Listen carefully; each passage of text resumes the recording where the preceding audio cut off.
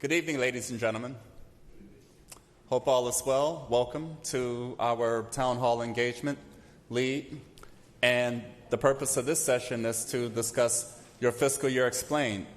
As the City of Delray Beach is in the midst of its fiscal year 2025-2026 proposed budget process, we've made the Town Hall experience to this effect an integral part of the proposed budget calendar.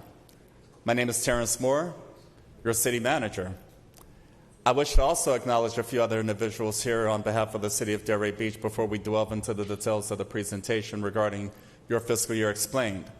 Before doing so, I think it's cogent to acknowledge that for the third consecutive year, we're making this opportunity available because City of Delray Beach genuinely feels and believes that we should do as much as we possibly can to offer an environment of knowledge and transparency for residents and stakeholders. This program is likewise being made available by way of our partnership with our contractor PrimeStar, who's making this opportunity available via live stream, which is the case at this time, as well as for future YouTube production as well. So for that reason, ladies and gentlemen, we hope to make a connection with any and every stakeholder available so that we can do our utmost to explain what our recommendations and considerations are as they pertain to the current state of financial affairs and budget policy considerations currently being advanced. Before I facilitate the formal presentation, I'd like to acknowledge a few individuals who are here on behalf of the City of Delray Beach to also support the cause. First of all, I'd like to acknowledge Commissioner Thomas Markert, along with his lovely wife, Sarah Markert, who's with us this evening. Thank you for being here, sir. I'd also like to make an additional special introduction. The role and function of the city manager and chief financial officer, of course, is to do as much as we possibly can to advance good financial and budget stewardship. I wish to therefore introduce to all of you all an individual who's been with the City of Delray Beach for a relatively short time. As a matter of fact, his first day of service was Monday, December 9, 2024. That means he's been with us for a total of 7 months, 2 weeks, and 1 day. I would give to you all Mr. Henry Dachowitz. Chief Financial Officer Henry Dachowitz, as I've stated, been with us since December 9, 2024. A little bit about him. He joined the City of Delray Beach after having served 5 productive years in the city of Norwalk, Connecticut. Previous professional experience includes Treasury and Financial Management leadership positions in Nassau County, New York, as well as Wayne County, Michigan.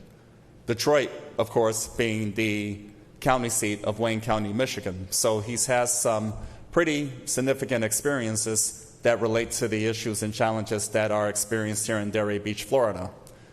His educational background includes an undergraduate degree in accounting from Brooklyn College, as well as a Master of Business Administration and Finance and Strategy from the Harvard Business School.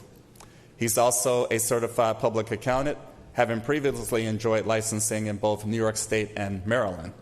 So I think the City of Delray Beach is most fortunate to have him on board, and he and I have been working tirelessly with one another in his office, out my office, back and forth throughout the day at any given time, despite my keeping a full calendar, to make sure we're on point in terms of making solid, cogent recommendations as it pertains to the upcoming fiscal year. Sitting next to him is, in many respects, another partner to help us advance the cause in this regard, Director of Public Works, Missie Barletto. Missie Barletto. In Missie Barletto's capacity as Director of Public Works, she and her team are also responsible for facilities, capital improvement facilitation, working collaboratively with all departments to help us get to the absolute best place possible, which is why we've included her as part of the package relative to this presentation to highlight what the anticipated capital improvement program focus will be beginning fiscal year 2025-2026 and beyond. Other individuals joining us today representing the City of Delray Beach, we have Assistant City Manager Jeff Forrest with us. Jeff Forrest. Chief Technology Officer Jay Stacy is with us as well. Jay Stacy. A new addition to the executive leadership team, having joined us as of Tuesday, January 21st, 2025, Director of Neighborhood and Community Services, Ms. Jerry Pryor. She's with us as well. Other members of the community, Marty Delray, you are actually a member of our pension board, so I think it's appropriate to acknowledge you. Mr. Richard Lucas and others, people we've interacted with in the community. But again, although we appreciate everybody who's able to join us here physically today, it's really important that we highlight all involved in the community, thus making the opportunity available for streaming live via our partnership with PrimeStar. And thanks to the collaboration they enjoy with the Department of Communications, these opportunities are plentiful and available. Likewise, I'd like to offer special acknowledgement to Director of Communications Gina Carter, Kimberly, with the Department of Communications. Thank you for your work in helping us get to this place and making such opportunities continuously available. Much appreciate your technical support, leadership, and guidance. Likewise, let's proceed. So it's important to highlight the composition of the aggregate budget for the City of Delray Beach, Florida. The City of Delray Beach, Florida currently forecasts for the upcoming fiscal year nearly a $350 million total fund operation. I emphasize operation as opposed to total fund budget, and we'll get into that during the course of the presentation. The City of Delray Beach for the upcoming fiscal year, an anticipated $201 million towards general fund. We'll talk a lot about that, and what you'll realize in most municipalities, general fund is perhaps the largest source for resource expenditures and revenues associated with an operations budget. We have also in place $42.7 million based on an internal services fund, enterprise fund of nearly $80 million, much of which functions as the business practices of any municipality. In the case of the City of Delray Beach, that principally encompasses the Department of Utilities. So the Department of Utilities are ratepayer-based, and when we pay our utility bills every month, that is what's in place to support the enterprise fund in that regard. We also have a small debt service fund of about $4 million, which is actually coming to a close, as well as special revenue funds. We'll talk a little bit about what this all means specifically as we continue to offer the presentation and education to this effect. I'll talk a little bit about the general fund. In the case of the City of Delray Beach for the upcoming fiscal year, anticipated to be approximately a $201 million revenue stream. General fund supporting police, fire, your daily operations, parks and recreation, much of public works, and a lot of the rudiments associated with daily operations of a municipality, separate and apart from your enterprise fund activities such as, say, water operations, stormwater, etc. We'll talk a little bit about that, but I think it's important to highlight in the context of the millage rate. Many people have offered their thoughts, comments, and observations as to millage rate policy as it relates to collection of revenues for the general fund. While property taxes are not the single source for a general fund, it is the predominance of it. And in the case of Delray Beach, Florida, we simply decided to offer a brief millage rate history over the last 10 years. This is cogent because, of course, while engaging with the Mayor and City Commission with respect to recommendations moving forward, it was appropriate that we do provide a summary of what the operating millage rate is over the past 10 years. Because, of course, in the process of making recommendations in terms of a proposed millage rate, it's important that we do as much as we possibly can to demonstrate our efforts to achieve efficiencies in operations. This is necessary also because of the fact that every municipality in the United States virtually is experiencing inflationary pressures. I've coined the phrase some years ago that's actually now widely used in the industry, known as municipal rate of inflation. We have personnel costs, equipment costs, capital costs, utility operational costs, a host of commitments that necessitate good financial management, good fiscal stewardship. Oftentimes what occurs in municipalities is that city managers, chief financial officers may make a recommendation on the millage rate to keep up with the municipal rate of inflation. In the case of the City of Delray Beach, via our leadership, our effort is to do as much as we possibly can to identify efficiencies in operations, share that with the City Commission before we offer any specific recommendations regarding a millage rate. So what's referenced for 2025-2026 proposed is a millage rate of 6.1611, which essentially means $6.16 for every $1,000 of property valuation. Likewise, that's a slight adjustment from the current millage rate of 5.9063. However, the 6.1611 millage rate is significantly lower than the preceding 10 years, as you can see in the bar graph before you. It was as high as nearly 7 mils, but there's been a steady decrease over the past 10 years. And interestingly enough, the current millage rate of 5.903 was based on the commitment offered a year ago to proceed with a rollback rate position. A rollback rate is nothing more than the definition of the millage rate based on the same amount of general fund revenue or property tax revenue that was experienced the previous year. So in essence, the city of Delray Beach made the decision a year ago to not take advantage of increases in revenues, increases in property valuation. We kept it flat, and therefore there was a slight decrease in the amount of property taxes most residents of the city were at liberty to pay.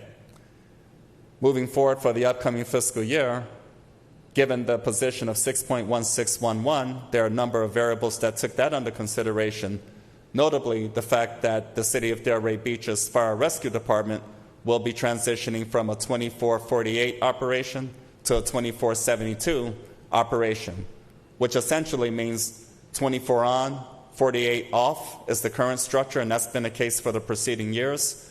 As of October 1st of this year, the operation structure will be 24 on and 72 off. Much of that was a function of previous union negotiations and, in many respects, a function of the current marketplace. Boca Raton, Boynton Beach, other municipalities in the immediate area have made that transition fairly successfully. One other concern was the fact that the city of Delray Beach was expected to maintain a 3-person emergency medical service position. In essence, as this all relates to the proposed budget process, this results in a higher expenditure position.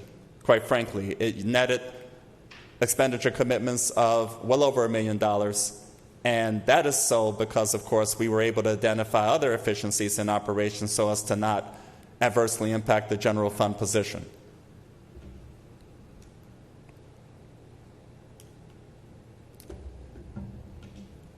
It's interesting, ladies and gentlemen, since I've been on board, I've had the experience as not only your city manager, but as also a fellow resident and homeowner in Delray Beach to engage with individual residents, other stakeholders, etc., regarding property tax bill.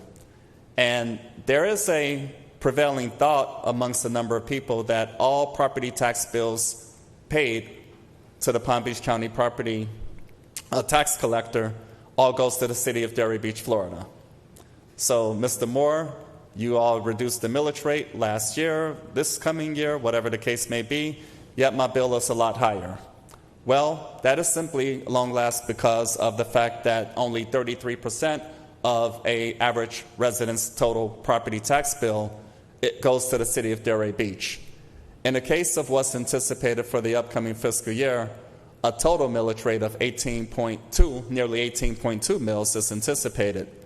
And the largest of the taxing authorities involved to this effect is actually the school district of Palm Beach County, representing approximately 35% of one's property tax bill in Delray Beach, Florida. Delray Beach is a slight second at about 33%. However, there is still a significant amount paid to Palm Beach County at 25%, and the remaining to various other special districts, Florida Inland Navigation District, for example, South Florida Water Management District, and others. It's a valuable lesson to remind residents and stakeholders to recognize that that is the structure and that much needs to be done to continue to advance expectations relative to fiscal policy. Nevertheless, we represent the city of Delray Beach, Florida, and we are the first point of contact in terms of responding to issues, concerns that may be experienced in any part of the community, as well as providing the daily services that people have grown to expect and appreciate. Mr. Moore, may I ask a question? Yes, sir. So, Mr. Cannon, and before I offer that opportunity, what we can do at this point, ladies and gentlemen, is make this more of an interactive engagement. I may require the assistance of Mr. Henry Dachowitz, if that's okay. So if that's permissible with everyone here, I think that would be a productive approach. On that note, Mr. Paul Canning, you are at liberty to proceed. Yes, sir. Do we have a mobile microphone at all? Give us a second so that we can make this part of our broadcast, Mr. Cannon, if you don't mind. We'll go ahead and open up the floor.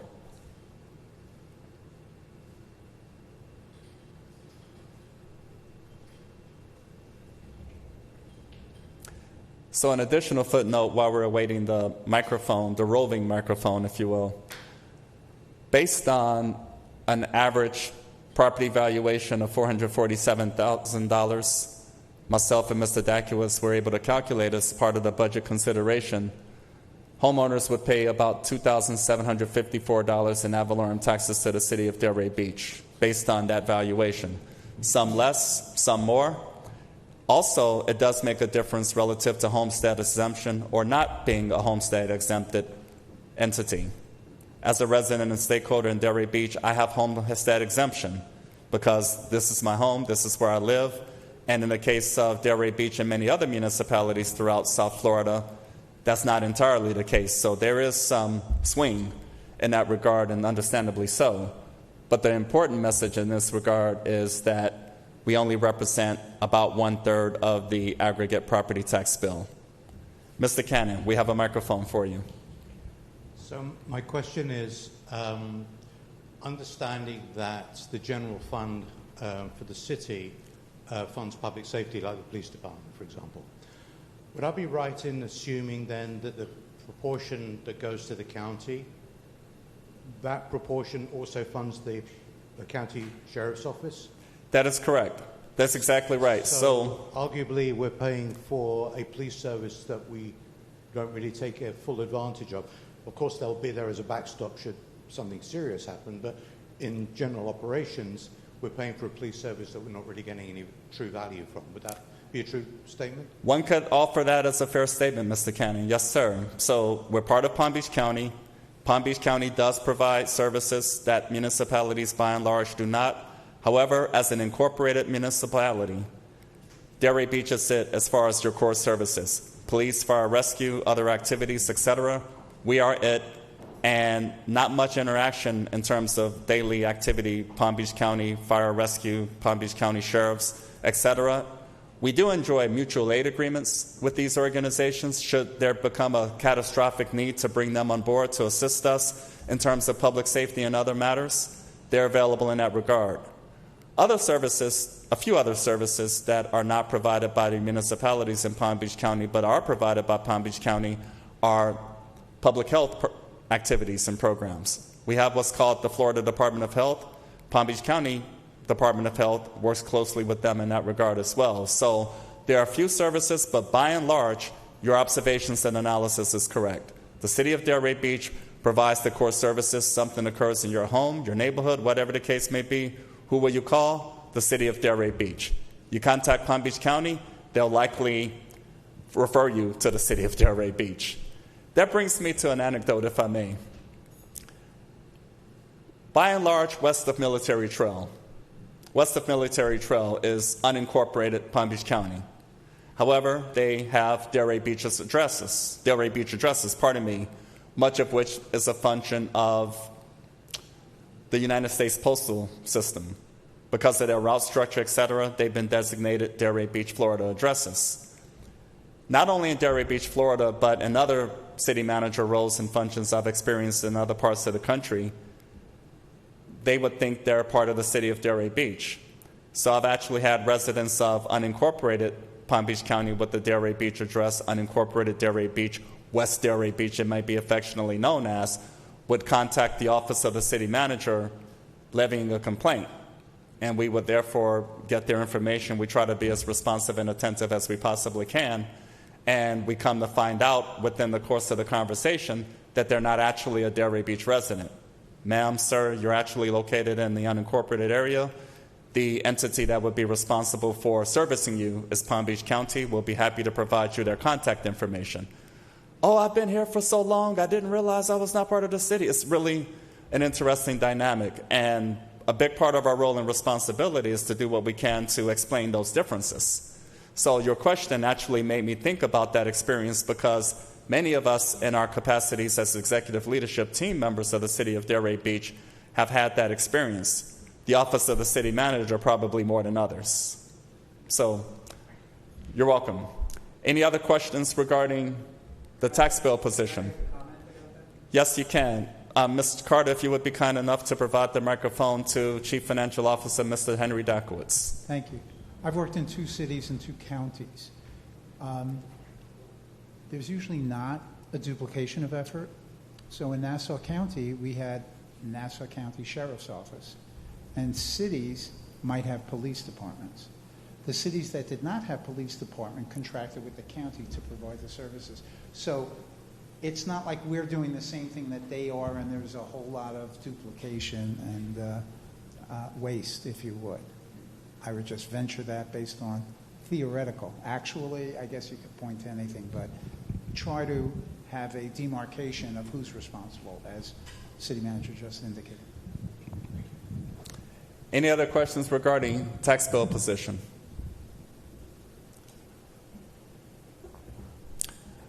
The next presentation offers a summary of City of Delray Beach taxes levied by property type. So this is really a nice illustration of how property taxes are levied by type. Oftentimes we hear from the business community, the assumption may very well be that they pay more taxes than the average resident. A larger home may pay more than the business. It's a mix of scenarios and variables out there with regards to the matter. Residential that are non-homestead, interestingly enough, represents a significant part of our levy. So 43% of taxes levied by property type are from non-homestead property owners in Delray Beach. Interestingly enough, this means that a large number of our residents have homes elsewhere where they are perhaps homesteaded. This is likewise a second home, and in many municipalities throughout South Florida, you will find this to be the case. This is very common and not a big surprise. However, taking a look at the metric of 43% is a bit of a surprise. I know when I first came on board nearly 4 years ago, getting my bearings and analysis together with regards to property tax policy, I thought that was really interesting, and I had to remind myself, well, Terrence, you're back in South Florida. So that is commonly the case. Second to that, of course, is residential homestead. People like me, Mr. Marker, others, who are permanent residents of the city of Delray Beach, this is our permanent home. So that's a significant outcome in that regard. Commercial represents about 16% of property levies in our community. And interestingly enough, there's enough of a metric available to reference vacant lots in the city of Delray Beach. 2% of tax levied by property types is a result of vacant lots. So that's an interesting footnote as well. Little industrial and other. Industrial is somewhat limited in the city of Delray Beach, Florida, because of land use structure being what it is.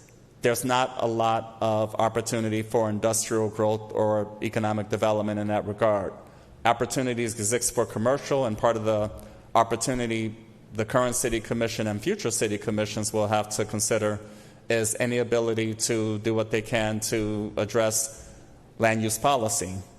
And that's a big dynamic in many municipalities in South Florida, because city commissions, planning and zoning boards wrestle with the question of what is highest and best use opportunities for land use development.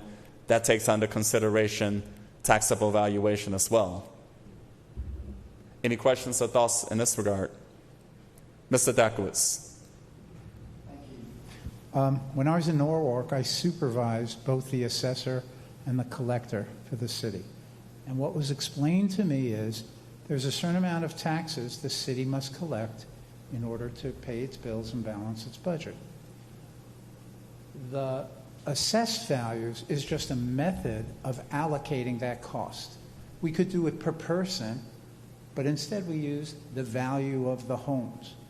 Now, when assessed values go up uniformly, it doesn't matter. You're going to get the same percentage. what we had in Norwalk after COVID, during COVID, you have a lot of businesses who are not, people working from home. So the values of those properties went down. And in Connecticut, we only assessed all the values every 5 years. So about 2 years after COVID, we see that the value of the commercial properties went down.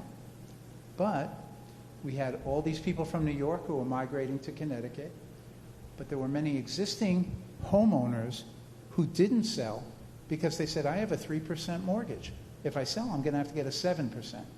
So you had big demand, low supply, the prices went through the roof. And that's what assessors use to determine the property values. So we had a very tough situation on that assessment because the commercial and business properties, where normally they're not the residential. If they're paying a nice share, that's good. Their percentage went down, and the residential went way up. And so you had not just assessed values went up, but there was a shift from commercial to residential. I think here, what I've seen has been a nice increase in assessed values for the last 10 years, and it's been equal on commercial and residential, but there are dangers out there every once in a while. Thank you, Mr. Dachowitz. Ad valorem tax revenue projections.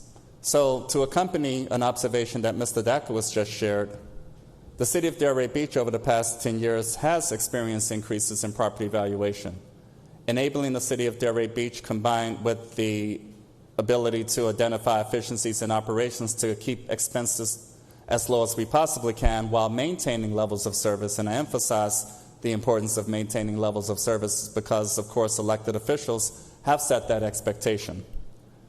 Property taxes collected have doubled over the past 10 years. About a little less than $60 million 20 years ago, coming up on $116 million for the estimate for the upcoming fiscal year.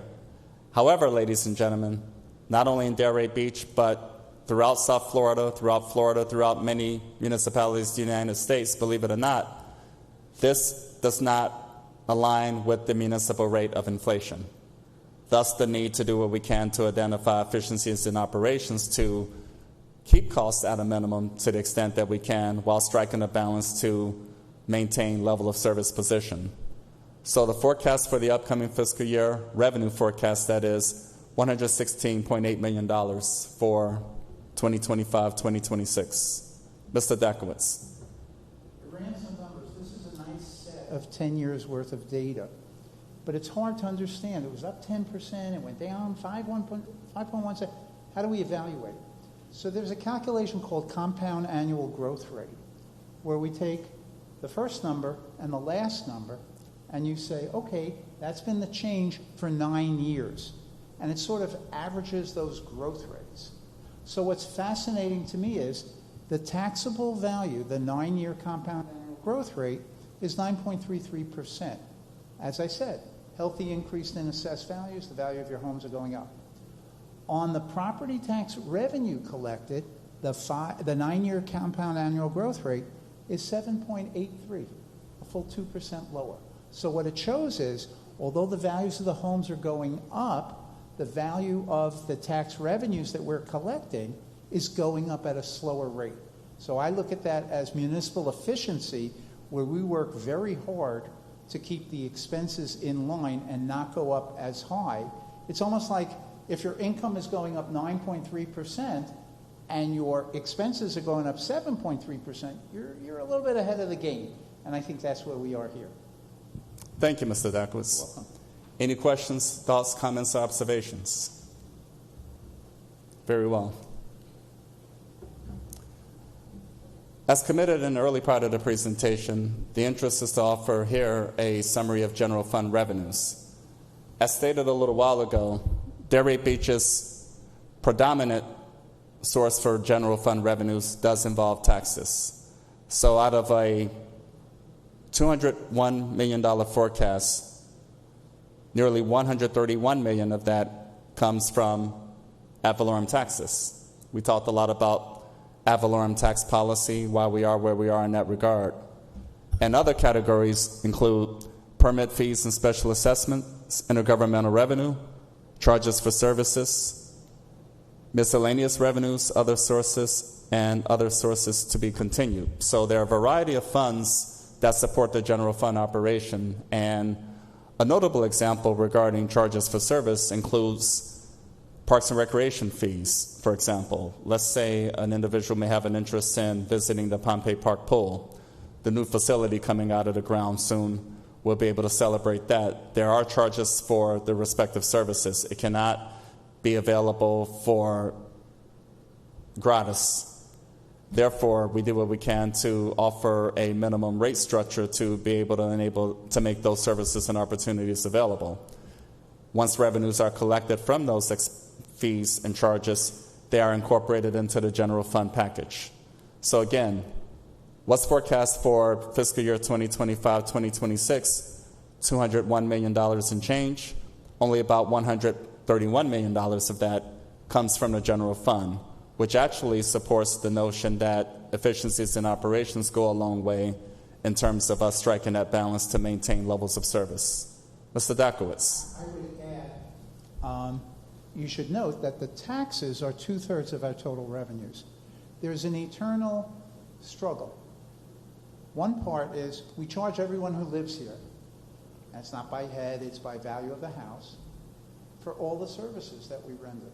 On the other hand, it's by user, okay? So you have a user fee when you go to the park, or you pay a penalty, a judgment, or a fine if you did something wrong. So 2/3 for general support of the operation of the city versus 1/3 where the users who get the benefit are paying a little bit more. Seems like a good balance, okay? Just reasonable. Thank you, Mr. Dachowitz. Any questions, thoughts, or observations, ladies and gentlemen? Thank you. Now, of course, we have expenditures, general fund expenditures, which is essentially a summary of operations that are supported by general fund revenues. We have the City Commission, of course, the Office of the City Manager, Department of Finance, the Office of the City Attorney, the Office of the City Clerk, Department of Information Technology, Department of Human Resources, Department of Communications, Police Department, Fire Rescue Department, Department of Neighborhood and Community Services, Department of Development Services, which of course is your planning and land use operation of the municipality. Cemetery, interestingly enough, although there are fees and charges associated therein, in a previous slide I talked about the aggregate category or the separated category for fees and charges. Much of that takes up the cemetery operation as noted. The Department of Public Works I mentioned a little while ago, including its engineering division, parking facility. So interestingly enough, whenever a resident, stakeholder, or visitor comes to Delray Beach, in any of the garages, the metered parking, whatever the case may be, revenues collected via those services are actually included in the general fund as well. Special events. So the great special events that are sponsored and administered by the City of Delray Beach, Florida, are a function of the general fund expenditure activity as well. Independence Day, fireworks, parks and recreation, it's all supported by the general fund. Other recreational facilities, of which we talked a little bit about in terms of specific examples, the various parks and municipal facilities that provide programs, is a function in this regard as well as transfers from other user departments to help cover the expenses that are aligned with the general fund. Let's say, for example, the fleet division of the Department of Public Works. Portions of the general fund actually goes towards supporting that operation based on the level of use by any given department. Typically, your highly fleet-dependent departments such as police, fire rescue, public works, they contribute in that regard, and thus that constitute a transfer to support that operation. And we've made some policy changes over the last couple of years to make that as a sustainable environment as we possibly can. Mr. Dachowitz. I would just, in summary, I'm a numbers guy, so I look at the numbers. You look at police at $57 million and fire at $50 million. That's about 55% of the budget, $200 million. Okay? So you have 25% for fire, and 30% for police. We love our public safety. It costs a lot, and that's just part of doing business. That's what the citizens want. You know, safe cities are just ante and table stakes to get in. I then look at Parks and Rec. We love that. That's our recreation. And we've got two line items, 14 million and the 6.9 million. So again, we're looking at about 21 million for the Parks and Recreation. That's what we're spending our money on. First to be safe, then to recreate, okay? And then I look at the other important support functions. IT is $6.5 million. You then have Public Works at $8.3 million. And what was the other one? We got engineering. But those are the big dollars. So when you think about the budget and you put it into big blocks, you can't get away from it. And we work scrupulously hard, Missie will tell you, on trying to limit the budgets of each thing. What are we doing? What are the functions? How much does it cost us? And you look at benchmarks. But I think coming from, I'm the outsider, I'm still new, less than a year, I think we run a pretty efficient machine. Police and fire, we have to compete with the neighboring towns. I'm not sure on a blank page I would agree with such high expenses, and I come from the Northeast, but this is the cost of living here, and we have to do it. And I think we juggle to balance the taxes with the functions we're getting and based on what's productive. Thank you. Thank you. I also wish to briefly draw your attention to your far left column, percentage change. Your right, rather. My left, your right, pardon me. Percentage change. Areas of city manager, finance, human resources, development services, cemetery, engineering, other recreational facilities, in which you have decreases in expenditures from the previous fiscal year. Several times via this evening's presentation, Mr. Dachowitz and I discuss the fact that we do what we can to identify efficiencies in operations so as to lessen the burden to the extent that we can while maintaining level of service expectations. Those columns, the percentage change columns, are therefore an excellent opportunity to reference what efforts have been made to achieve efficiencies in operations in terms of actual dollars. So this is why it's important to showcase general fund expenditures by department, because in some cases where they cannot be helped, municipal rate of inflation does apply. In a number of other instances, we've been able to achieve a number of efficiencies in operations to get to the best place possible. Any questions, thoughts, or observations here?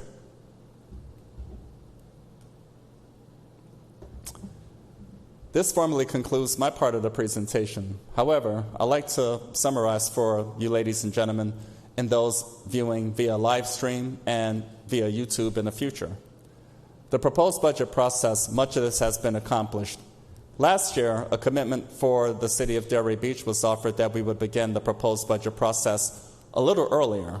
Despite the fact that the proposed budget is anticipated to be adopted via first hearing September 3rd, 2025, and September 15, 2025, we actually began engaging with the City Commission back in March.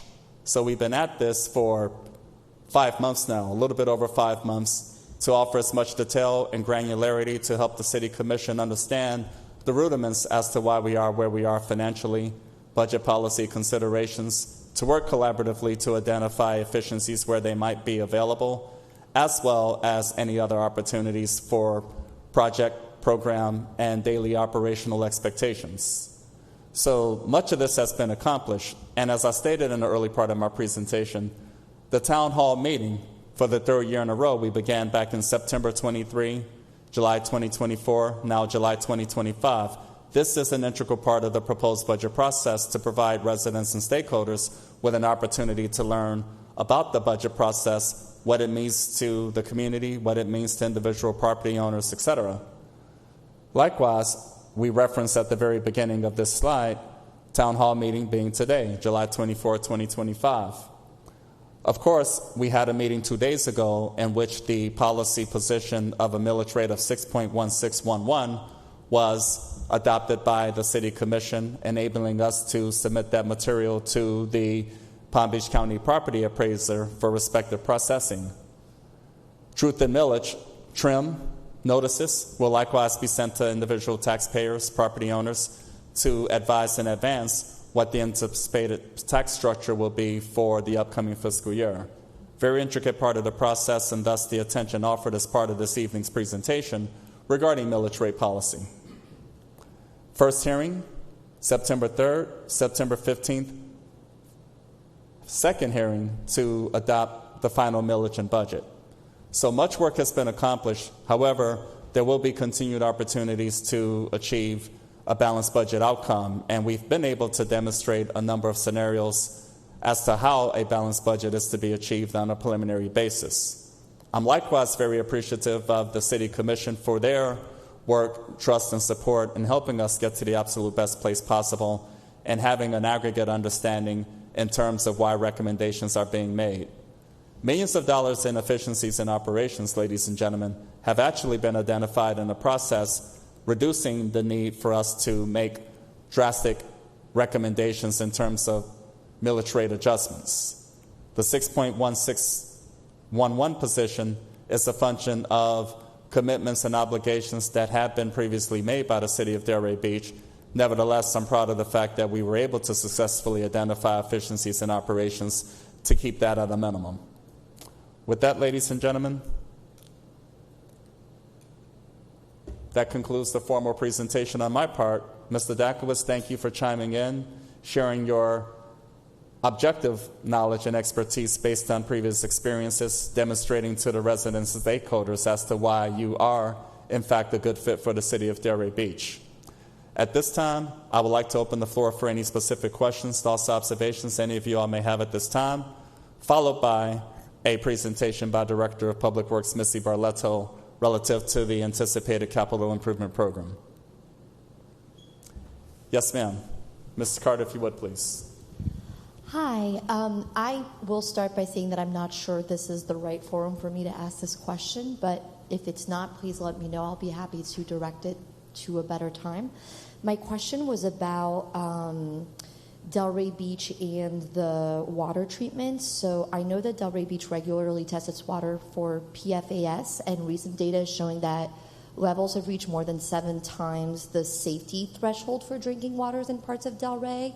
Is there a plan in the budget to address water treatments or making sure that we have safe drinking water? I don't know if I missed that somewhere. Thank you. That is applicable. It's actually applicable to the upcoming presentation on the capital improvement program. However, the short answer is simple. Development and construction of a new water treatment plant facility.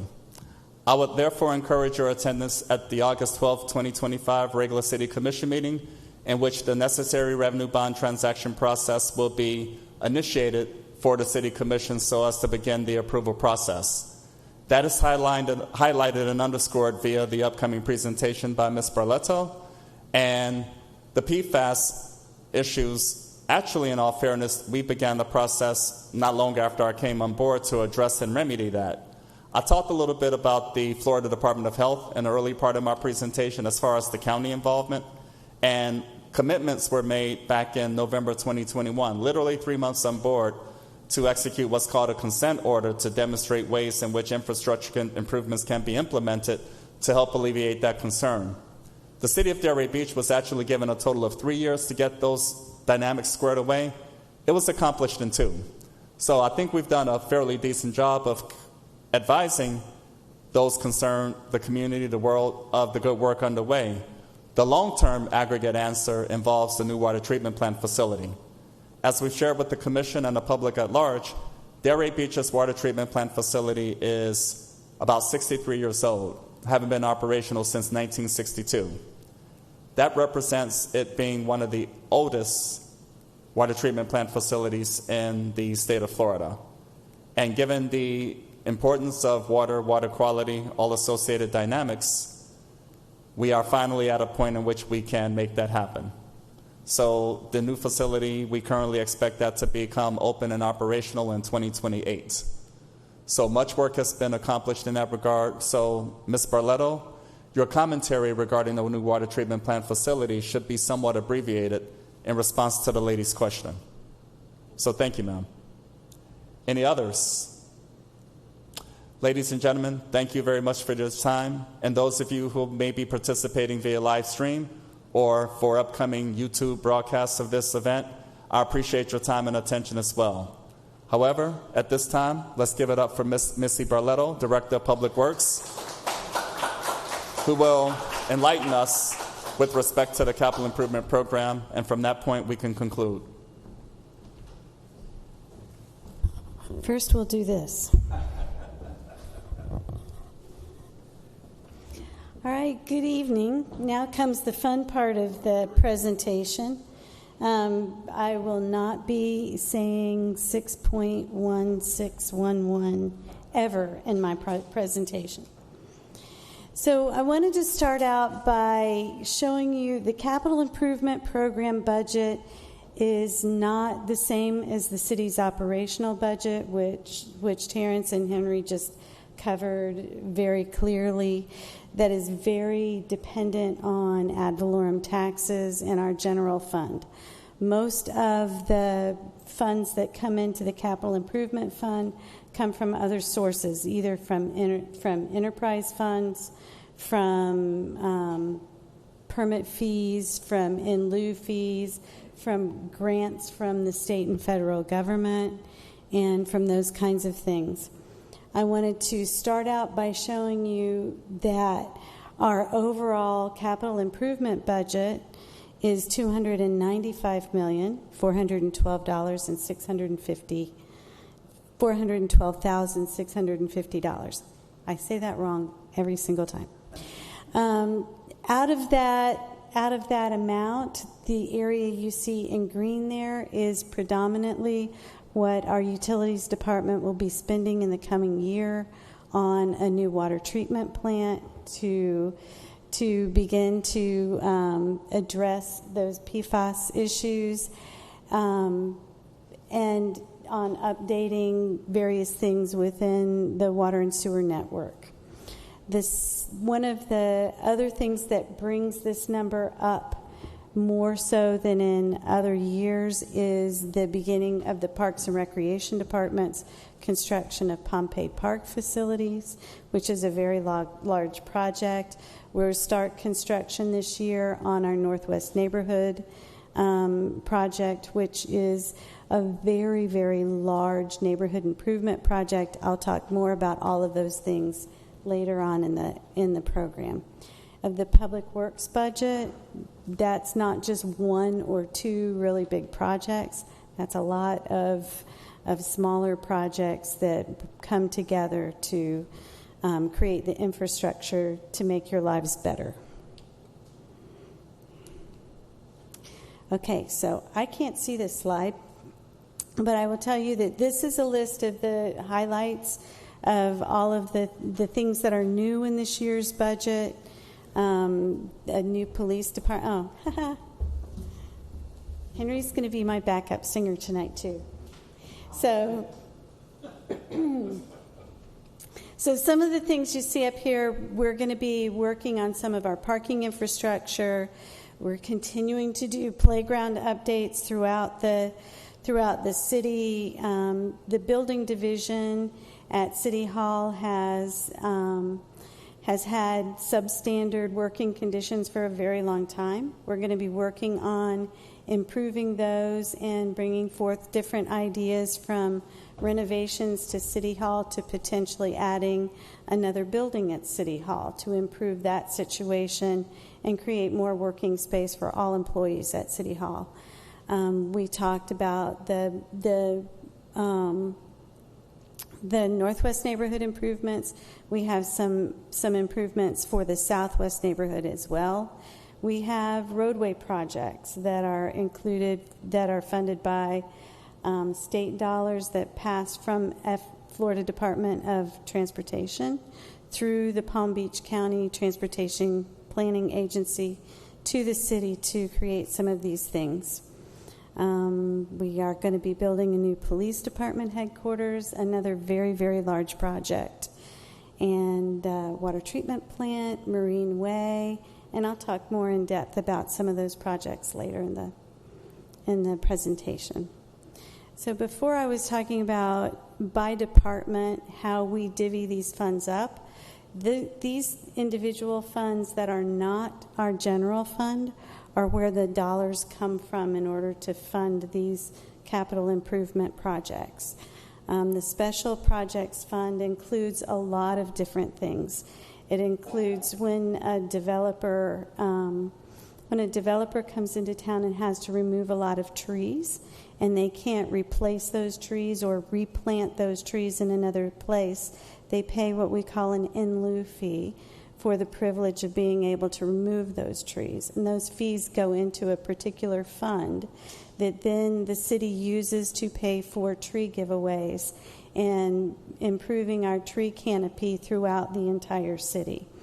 Some of the other things in that fund are sidewalk in lieu fees, which we use to fund our Americans with Disability Act transition plan. When you see sidewalk being built all over the city, because Delray Beach has a stated goal of becoming a very walkable city that requires sidewalk, then a lot of those are paid for out of that fund.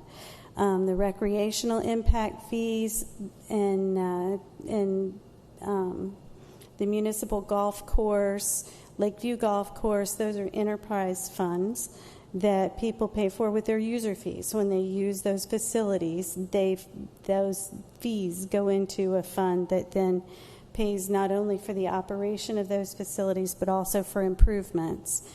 The Stormwater Utilities Fund is an assessment that also shows up on your tax bill every year, but it's not based on the value of your home. It's based on how much of your property is not available for water to soak into the ground, right? So how much you contribute to stormwater runoff into the system is what you pay your assessment based on. So here's a picture of the water treatment plant. Terrence said I have to be brief now because he already covered most of it. But oh, he really is going to chime in.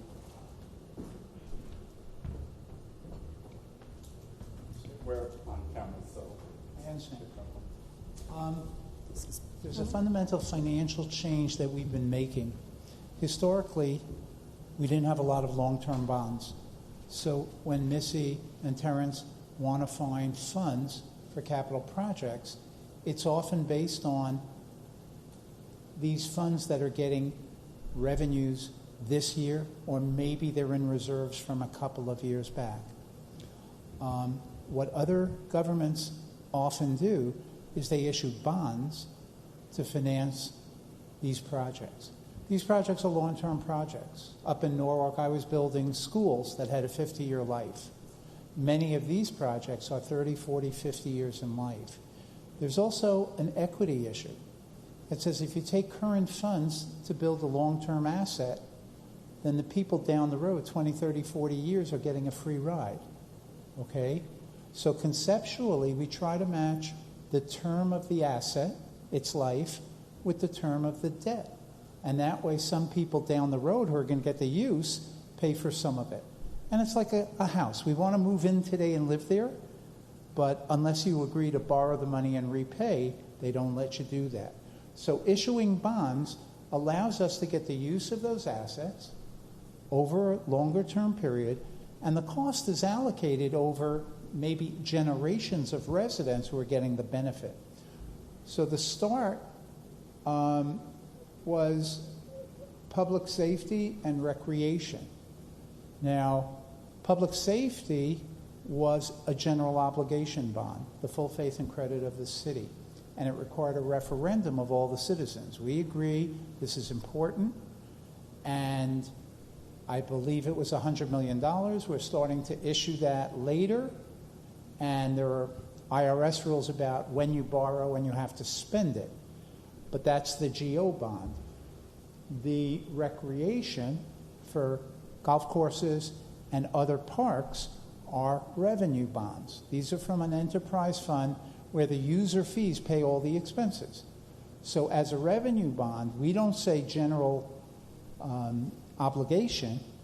The revenues from that facility, the golf course or the pool or park, will pay for all the costs, including the principal and interest repayments.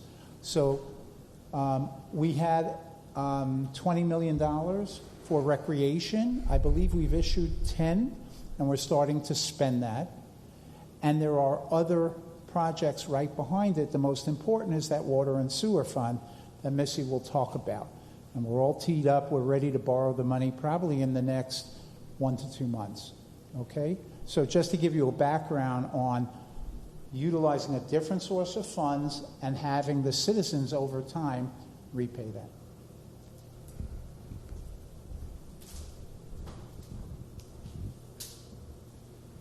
So this initial project, this is the water treatment plant. The overall estimated cost for this water treatment plant is about $270 million. In the first year, we'll be doing a revenue bond for $140 million, and then we'll do the remaining $130 million in following years. This plant is going to get started under construction this winter. It will be built at the same location that the existing plant is, and construction is expected to be complete in early 2028, as Terrence said earlier. Are there any questions about the water treatment plant? It's moving from being a lime softening plant to a nano filtration plant. So as you see inside the main building here, there are a lot of cylinders that are filled with microfilters that the water will be running through, and all of those impurities that are found in the naturally occurring groundwater are filtered out before they go into the distribution system and finally into your tap. So another one that we had talked about was the Northwest Neighborhood, which is a complete neighborhood project. This is similar to the neighborhood revitalization projects that people used to do back in the 1980s. In this neighborhood, there's been some significantly delayed maintenance of the infrastructure. We'll be coming in and doing replacing and repairing everything in this neighborhood, from the lowest water and sewer lines all the way up to the top of the street lights. So this neighborhood is getting a nice makeover, including some very well-needed traffic calming. As you know, many people will cut from Lake Ida Road across to Atlantic Avenue, which creates an unsafe situation in the neighborhood. So we'll be addressing that.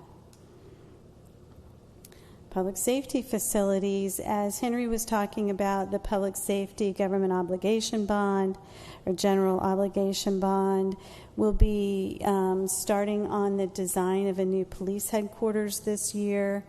That's estimated to cost in the neighborhood of $100 million, close to it. We're also using that public safety bond to do some other improvements at some of our fire stations that need new roofs. They need restroom facilities for both male and female firefighters that were not planned for when the buildings were originally built.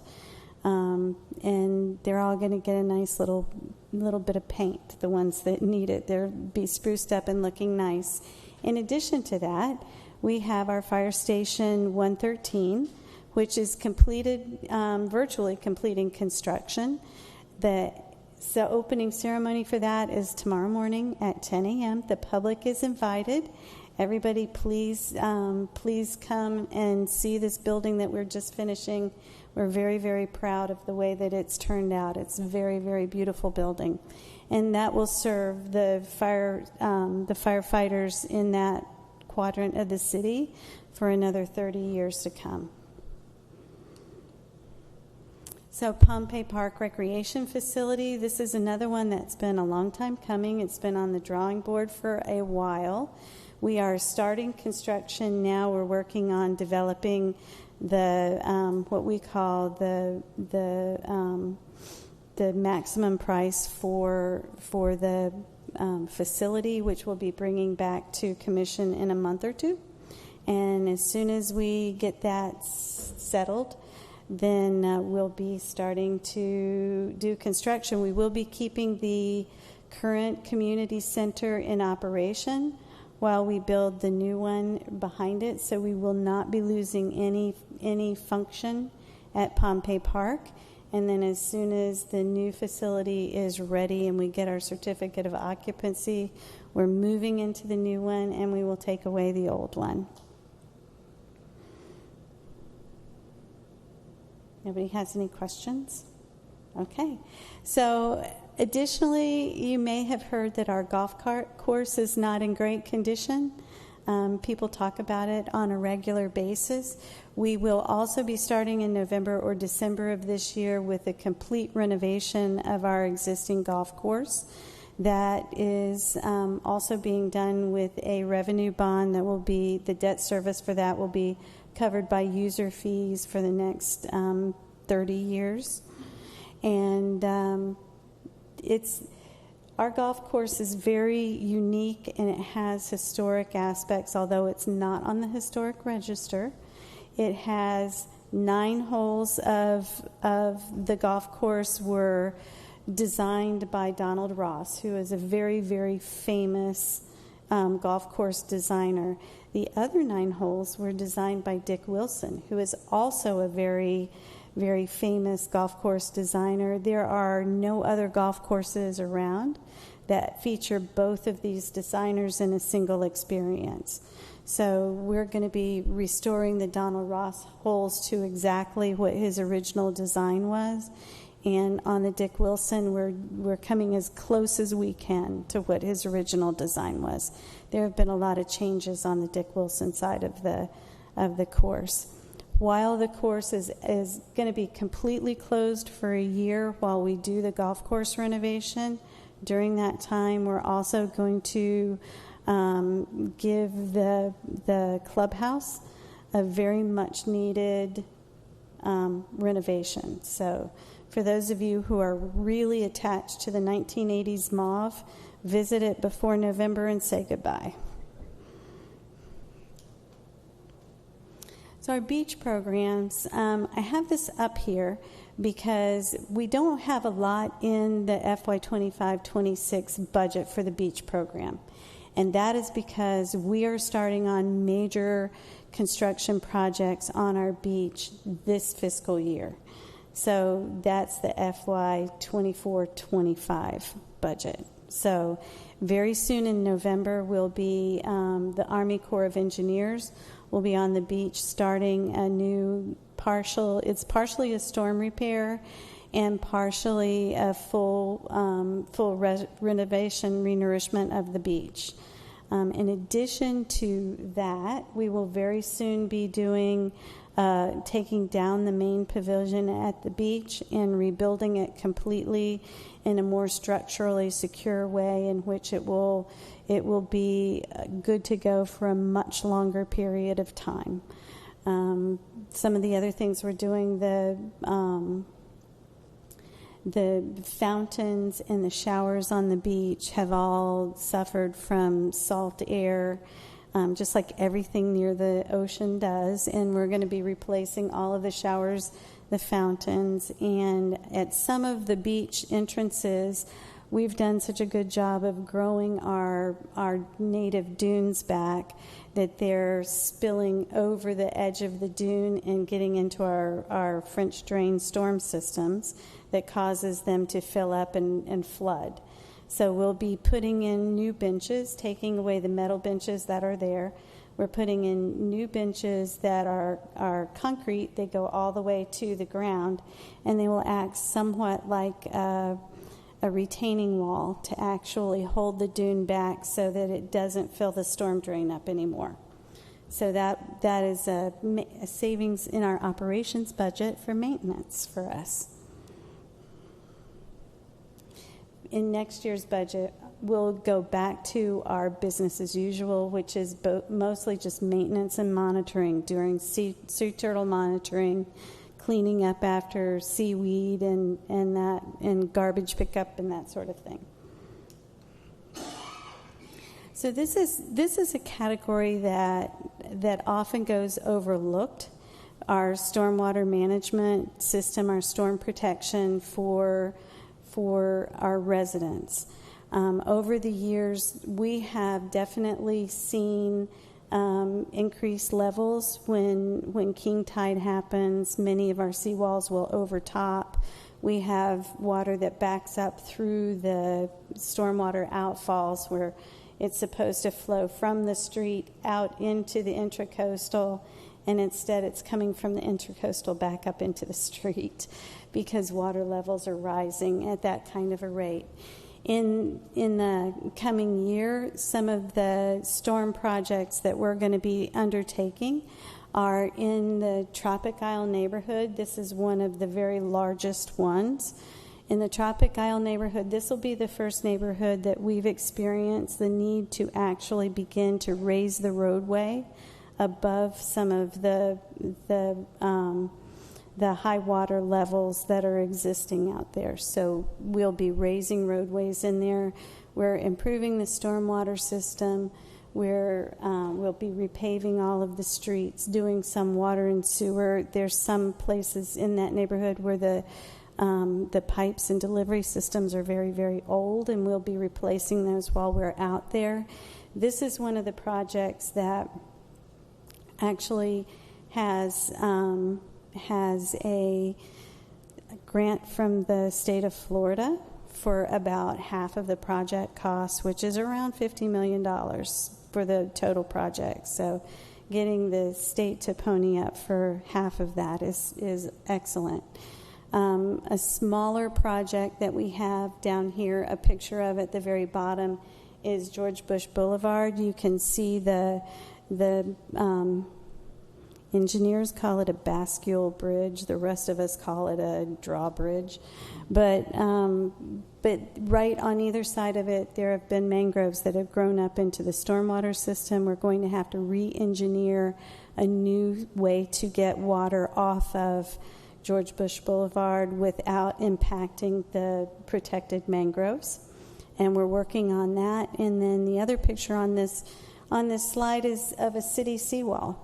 So while many of our residents have seawalls that experience overtopping during king tide, the city's seawalls do that too. We've done most of our major seawalls. The ones that we have left are mostly end caps at the end of a roadway. They're tiny pocket parks, but we still need to go in there and make sure that our seawalls aren't contributing to stormwater problems for the rest of the neighborhood. This is probably the granddaddy of all our stormwater projects. This one has been on the books to start construction for a very, very long time. This is Historic Marine Way. If any of you ever watch the news during a king tide event, I promise you, you've seen this. Because as soon as the king tides come in late September, October, November, this is where all the news trucks park so that they can see actual flooding from a king tide event. In the coming year, we're going to begin to replace where this mangrove line is here in the picture. There's actually underneath that there is a rock revetment seawall that the Army Corps of Engineers put there in 1930. And it's no longer effective at all. So we'll be replacing a seawall in there while maintaining the mangroves. We won't be impacting the mangroves. We're replacing this roadway that it actually dead ends at Deck 84 and the bridge to Atlantic across and on the Atlantic Avenue Bridge. So we're actually going to be taking that roadway and designing it to look like a pedestrian walkway, although it will be plenty good enough for cars to drive on. And the signage at the end will say not a through street, pedestrian walkway. So it's an optical illusion to keep some of the cars. There are many Uber drivers who want to go down to the end of that street and just sit there and wait for their fares to come. So this is something to improve the conditions for the neighbors. The other picture here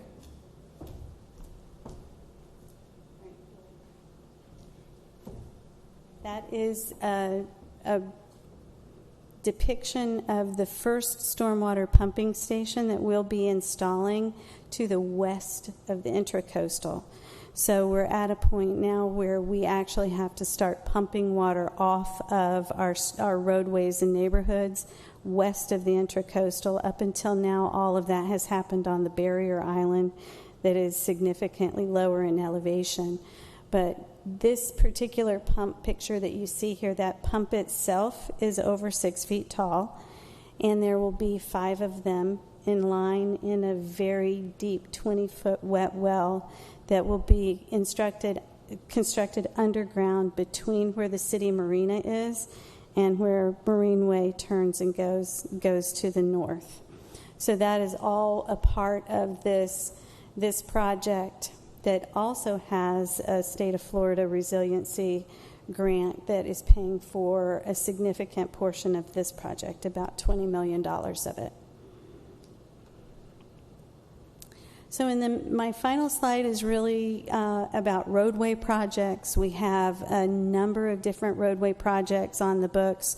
We have completed the Lowson Boulevard 10th Street project that had a Safe Routes to Schools component to it. We are in construction right now on the North Swinton roadway, where we're building a roundabout in front of the Unity School, and right now we're under serious pressure to get that completed in time for school classes to start on August 18th, and we're going to do it. But we have pressure.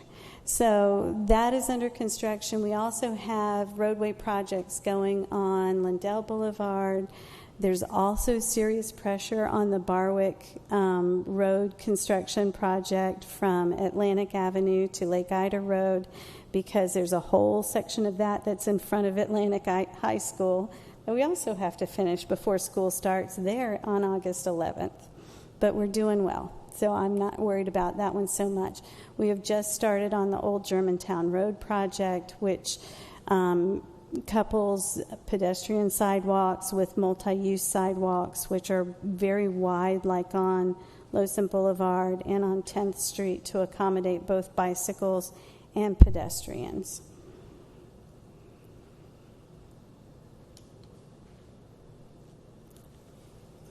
And that is the end of my presentation. If you have any questions.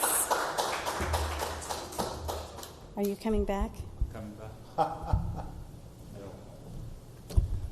Thank you very much, Missie Barletto, Director of Public Works, ladies and gentlemen.